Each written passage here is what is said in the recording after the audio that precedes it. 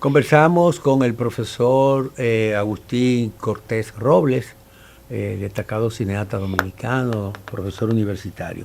En el segmento anterior hablábamos de la incidencia del cine en la República Dominicana y de sus aportes particulares. Me gustaría saber cómo usted combina la creación cinematográfica con la docencia y cómo se alimenta en la práctica lo uno y lo otro. Bueno, yo tuve la oportunidad en la misma Universidad Autónoma de Santo Domingo de iniciar como docente en el año 1982. Wow. Eso me permitió a mí vincularme bastante con el cine a nivel internacional. Fui al Festival de Cine de La Habana, Cuba, como en 4 o 5 ocasiones. Me relacioné con otros amigos también de Perú, de Uruguay, de Latinoamérica, y habían también cineastas de otras latitudes geográficas. Sobre todo con nuestros hermanos de Puerto Rico, nos vinculamos en el Festival de Cine San Juan. Llevamos y motivamos a cineastas dominicanos como René Fortunato para que exhibieran sus películas allá. Y participamos también en los debates que se estaban haciendo en Puerto Rico para crear una ley de fomento cinematográfico. Precisamente de Puerto Rico trajimos nosotros material que después facilitamos a los que estaban debatiendo aquí en el país sobre la creación de la industria cinematográfica dominicana y la ley 108-10. Eso nos permitió también a nosotros viajar a Perú, viajar a México y a otros espacios geográficos del continente para decir que la República Dominicana tenía una escuela de cine en su universidad estatal y que estaba dando pasos importantes para solidificar su presencia dentro del desarrollo cinematográfico continental.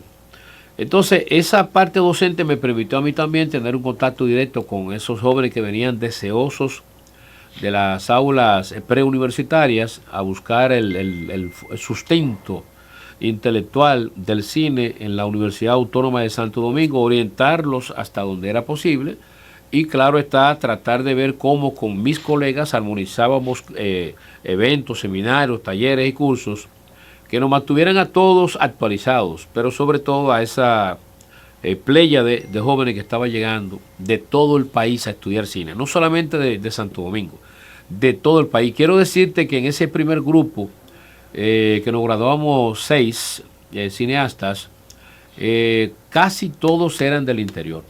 Wow. La gran mayoría venía de La Vega, venía de Baní, venía de San Juan de la Maguana, que es mucho decir. Otros residían aquí. Y en consecuencia, éramos pocos los que estábamos estudiando que vivíamos en la ciudad capital y pertenecíamos a la ciudad capital. En consecuencia, ese ambiente parece que tomó fuerza. Sí. La gente le dio valor a eso, a que una gente tomara ese sacrificio de venir del interior a estudiar cine. Entonces, esa relación mía con la docencia desde la universidad me permitió también impartir cursos y talleres a través del Colegio Dominicano de Periodistas, a través del Sindicato Nacional de Trabajadores de la Prensa, en cada uno de esos espacios, en San Francisco de Macorís, en Puerto Plata, en Mao, en San Juan, en Bonao. Yo motivé siempre, el señor Leo Silverio también motivó siempre, y otros colegas más, que en la UAS existía una escuela de cine que mucha gente desconocía. Y entonces en esos talleres, esos cursos nacionales y en muchos internacionales, bueno, pues la gente se enteraba de que había un grupo de gente que en la UAS se estaba formando audiovisualmente a un grupo de jóvenes. Eso fue sumamente importante porque permitió entonces una diversificación del conocimiento. No se quedó estancado en un solo lugar, sino que esos estudiantes que vinieron del interior pudieron ser como una especie de semilla inicial. Usted formó parte y forma parte, ¿no?, ¿verdad?, de lo que se llama la generación del 80. Sí. ¿Cuál ha sido el objetivo de este grupo? ¿Cómo ha incidido? ¿Y qué podríamos decir con su aporte actualmente en la cultura?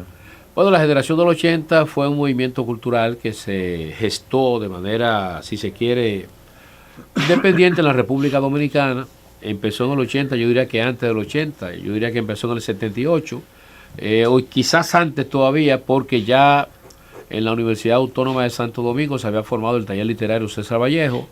Es un espacio que da mucha fortaleza al desarrollo cultural del país, dirigido por el poeta y gestor cultural Mateo Morrison. Mateo Morrison. Y entonces ahí estaba el doctor Julio Cuevas, ahí estaba José Mármol, ahí estaba también Plinio Chaín, ahí estaban un grupo de gente, Ilón Canacidi Perdomo, por ejemplo. En consecuencia, ese grupo gestó que se fuera dando esa simiente de crecimiento y desarrollo cultural en el país. Y a ese grupo se unió en el año 1978, cuando empezamos a estudiar cine en la UAS, concluimos en el año 82, se unió la parte cinematográfica, porque ya estaban los fotógrafos, estaban los músicos, estaban los cantantes, estaban los actores. Entonces como que faltaba esa quinta, cuarta o sexta pata, que era la parte cinematográfica. El complemento. Exacto. Entonces llegamos nosotros a ese ambiente, fuimos bien recibidos, porque era un ambiente plural, un ambiente totalmente sano. Los pintores estaban ahí desde el principio. Y había un grupo de jóvenes, ¿verdad?, que tenía 25, 30 años, quizás 40 los de mayor edad. Y tomamos esa antorcha y dijimos, bueno, el país necesita una revolución, necesita un cambio, una transformación cultural. Y la generación 80 permitió eso. Casa de Teatro juega un papel fundamental en ese proceso de desarrollo. Freddy Ginebra. Las mismas instituciones culturales del país abrieron las puertas también a este impulso nuevo de creación y exhibición cultural, y entonces aprovechamos ese ambiente, intercambiamos ideas, inclusive se desarrollaron proyectos de manera conjunta entre diversas manifestaciones estéticas, y dejamos ahí algo yo creo que es valioso e importante. Hoy la generación 80 como en ese tiempo no existe, pero se mantiene ese deseo permanente de producir, de exhibir y de dar a conocer muchas ideas que nosotros en ese momento vivimos y que ahora nosotros tenemos la oportunidad de dar a conocer a los que vienen detrás de nosotros. ¿Qué consejo práctico le daría a un estudiante que empieza ahora a incursionar en el cine? Bueno, yo entiendo que lo importante... Por su experiencia, ¿cuáles serían los puntos que usted le recomendaría? Lo importante es capacitarse bien, y tienen la oportunidad de hacerlo dentro y fuera del país. Estudiar, buscar literatura, no solamente ver internet lo que está pasando, no copiar lo que están exhibiendo a nivel internacional. Yo creo que nosotros tenemos una cultura y tenemos una historia y tenemos una antropología y tenemos una sociedad muy valiosa como para facilitar temas que puedan creativamente, científicamente, culturalmente, educativamente, edificar a otras naciones sobre lo que es la República Dominicana. En consecuencia, no pensemos en buscar temas porque sean bonitos, hechos por cineastas europeos, cineastas suizos, escandinavos o norteamericanos. Piensen los nuevos cineastas, los nuevos estudiantes, en la multiplicidad de temáticas que tiene la República Dominicana para llevar al cine, para escribir también ideas y conceptos y criterios, no solamente para expresarse, ¿verdad?, a través de las imágenes de movimiento. Hay multiplicidad de formas que permiten a un creativo dar a conocer su idiosincrasia. Y aprovechar todos los recursos que tenemos. Claro. Es un país rico, inmensamente rico. Con recursos enormes que se pueden aprovechar de manera efectiva en el cine. Señores, pero hablar con el profesor Agustín Cortés no es solamente hablar de cine, es un pensador profundo, un escritor, amante de la política también. Ha escrito sobre discurso político y ha hecho varias propuestas sobre la paz mundial. ¿Qué relación existe entre el cine y la política? ¿Y puede el cine contribuir a edificar una mejor nación? Bueno, hay un cine político, realmente sí, hecho con esa intención, otras veces hecho creativamente, pero muchos regímenes del mundo, totalitarios y no totalitarios, siempre tienen ese ojo puesto sobre la producción y exhibición cinematográfica, porque es que el cine es una manifestación estética que permite edificar muchas masas, muchas personas al mismo tiempo, y de una manera muy sutil, de una manera muy hábil. La música juega un papel importante, también. Los diálogos son un papel importante, la actuación también. Y entonces todo eso se combina, ¿verdad? Correcto, esa concepción histórica que muchas veces uno vive o ha vivido una sociedad llevado a la pantalla por un cineasta con talento, es posible que impacte a un grupo social. Es una herramienta política, claro, efectivamente. No podemos, en su libro, El discurso político para edificar a la nación, usted hace una serie de planteamientos. ¿Cuál sería el mensaje central de esa obra? Bueno, el mensaje central de esa obra del discurso político para edificar a la nación es que el pueblo dominicano debe revisar lo que han dicho los principales actores políticos de la nación. Entiéndase, los presidentes que ha tenido el país desde el año 1963, con el profesor Juan Bosch, hasta el 2024, con el presidente Luis Abinader Corona.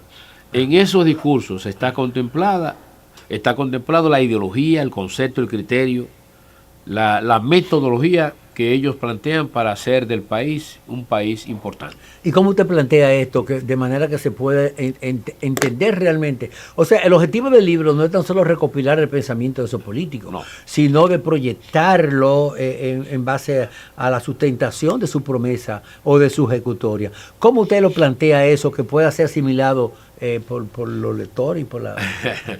Bueno, yo en ese libro que es bastante... ¿Y qué lo inspiró a hacer eso? Correcto, ese libro que es bastante extenso, didáctica, ¿verdad? 747 páginas. Wow. Yo coloco todos los discursos, pero no coloco todos los discursos de manera fría.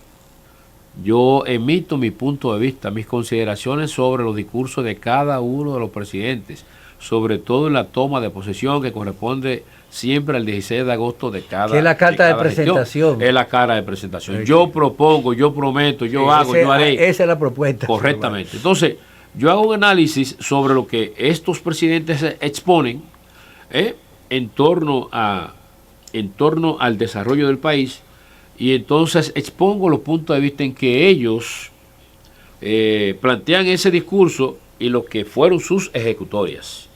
De modo que yo como autor formo parte esencial de la criticidad de ese discurso de cada uno de los presidentes. En ese libro, El discurso político para edificar la nación, yo creo que hago una propuesta a la sociedad dominicana de que ausculte de manera profunda lo que han sido las actuaciones de cada uno de los presidentes de la República frente a la dirección del Estado dominicano.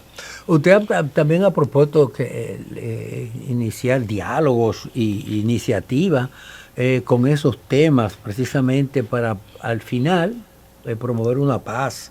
¿Qué acciones concretas podría recomendar en ese sentido? Bueno, yo entiendo que cada uno de los presidentes nuestros, sus ministros, sus asistentes, sus asesores, gente que ha sido influyente e incisivo en la línea política dominicana, deben sentarse a dialogar y conversar y emitir puntos de vista. Pero además de eso, las universidades, a través de sus escuelas de derecho, sus escuelas de comunicación social, sus escuelas de pedagogía y educación, antropología, sociología, debieran de abocarse a una revisión de lo que han sido las actuaciones de todos nuestros sistemas de gobiernos, sobre todo en la etapa democrática, porque el análisis que yo planteo y hago empieza con la etapa democrática post-dictadura. En consecuencia, yo creo que ese espacio es vital para que nosotros encaucemos o reencaucemos el desarrollo del país con una perspectiva sumamente diferente, posiblemente una perspectiva positiva, yo espero que sí. Y hagamos entonces una reconversión de lo que puede ser la República Dominicana ante el mundo. Sí, en sus obras usted hace mucho énfasis y parece que una de sus preocupaciones como escritor pone en relieve los peligros que amenazan la paz. Sí. Usted es un amante de eso, de la paz mundial y lucha por eso. Hay una obra de reciente publicación que se llama Tres líderes mundiales y la paz del universo. Del universo, una obra sumamente interesante que me gustaría que la analizáramos después de esta pausa. Perfecto.